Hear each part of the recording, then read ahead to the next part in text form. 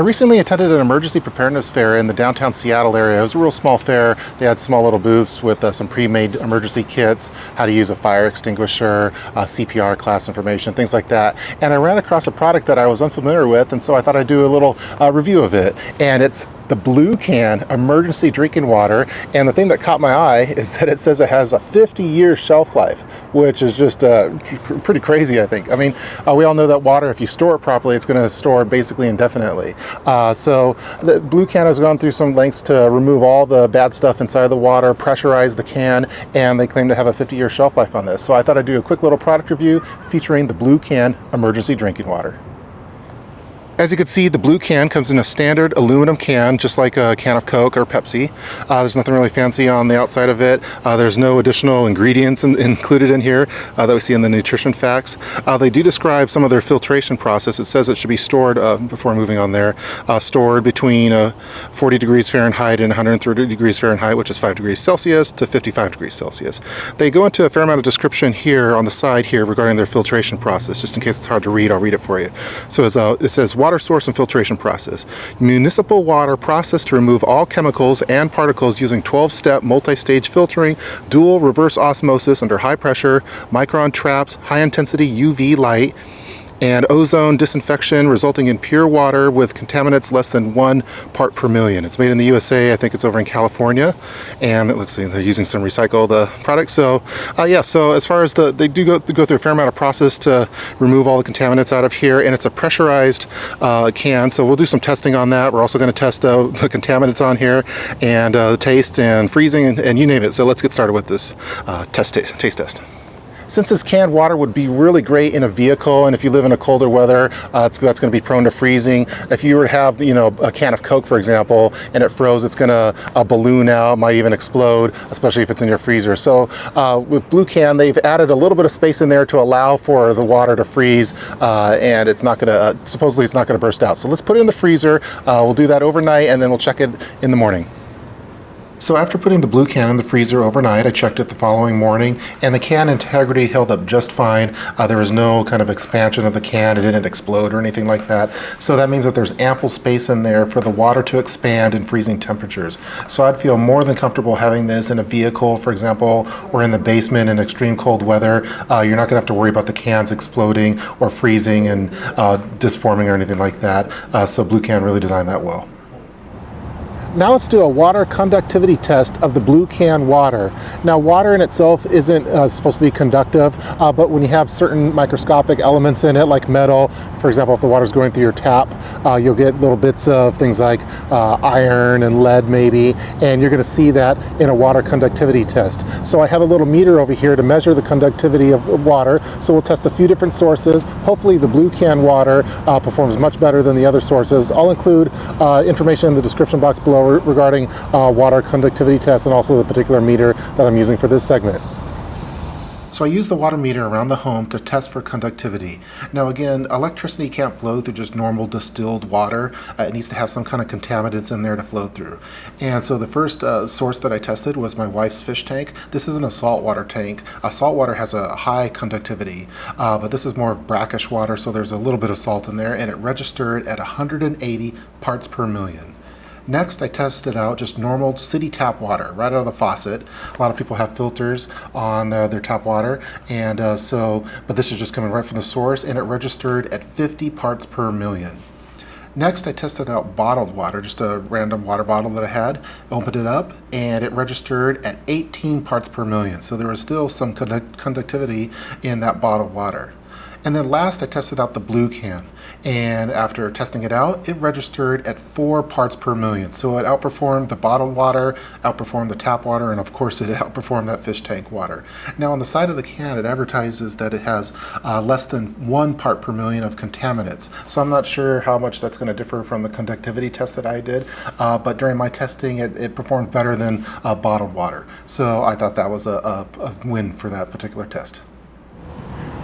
we can't do a water review without actually tasting the water. And I've tasted a few of these cans now. I bought a case of it, and it tastes like water. It doesn't have a aluminum taste to it or a metallic taste. It just tastes like really pure water, which is what I was hoping for. So I really wanted to capture the opening sound of the can because it's kind of a pressurized can. Let me put it close to the mic because it's a little extra loud compared to some other cans of soda and stuff. Let's open it up. Yeah, so it has you could really hear that pressure come out of it when it opens up, and it just tastes like nice drinking water. Yeah, delicious. Now, if we're using this in a survival type situation, emergency situation, you want to be careful with the actual lid of the can because that might have some kind of contaminants on it, for example. But if you're storing this in your car in a survival cache or something like that, I wouldn't be as worried about it. But if this is just sitting out in the open and there's something that could possibly contaminate it, you want to make sure that you're going to wash that lid of that. That might be one possible negative with using a can versus a water bottle, which would have a top to it. But yeah, delicious water. All right, Blue Can makes kind of a unique claim regarding shaking the can to make it cold again due to the way that they pressurize the can. I'm not sure, but I imagine they mean that as the can is outside of refrigeration, that the outer portion of it is going to get warmer while the inside is still cold. And if you shake it up and do the pressurization, that the water will get cold again. So I brought out my little thermometer gun over here, and we're going to do a quick little check of it, and I'll shake it and then see if it's any colder. All right, here's the can. It was in the refrigerator and it's been out of the fridge for about an hour now. So let's put that can up there. There's the trigger. As you can see, it puts a little laser pointer on there. 60 degrees. 62. This is in Fahrenheit, by the way. Switch it to Celsius. All right, there we go. 14. All right, so now let's shake it up and see if it gets any colder.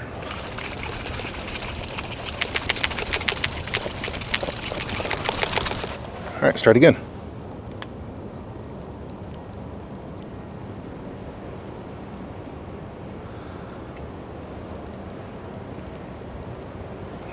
I'm not really seeing much of a difference.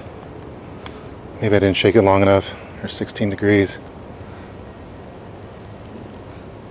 I mean, if it does get a little colder, it's probably not that much, whether you look in Celsius or Fahrenheit.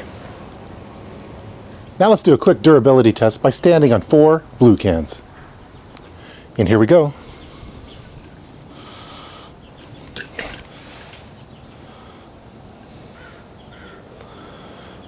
Impressive.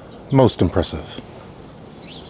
Based off of this test, I'd say those pressurized cans would hold up just fine under normal wear and tear. Let's go over the pros and cons of the Blue Can water. So the number one pro with it is the shelf life at 50 years. That's just incredible. I'll be in my mid-80s by the time this is set to expire. Kid Prepper will be in his mid-50s, and I'm not even sure if Blue Can will still be around at that point, or YouTube. So 50 years from now, maybe we'll check this out again. The number two pro that I have with it is just the overall taste. It tastes really good. It doesn't taste like a metallic or anything, or like aluminum can. It just tastes like really clean water. Number three is just the storage capabilities of it. There's a lot of different applications that you could use this for an emergency situation. For example, I think it'd be really handy to store in your vehicle, perhaps where your spare tire is located. Just throw several of these in there, kind of forget about them over the years, and I think it'll hold up over time. The other storage location that I really like for these is with survival caches. So creating a survival cache, maybe burying it and having it there for 20, 30, 40 years, and that water should still be good in there. And due to the size, you could fit in a lot of different type of containers. And then I guess the next pro on it is the durability of it. As you saw, it could handle a lot of weight on top of it, which is good. So I'm not worried about these things getting damaged, through any kind of handling. And then last for the pro is just the purity of the water. As we saw with the conductivity test, that there's not a lot of microscopic metal elements in here like iron, lead. It's less than a lot of the just basic water bottles that you can get at a grocery store, which I thought was really good.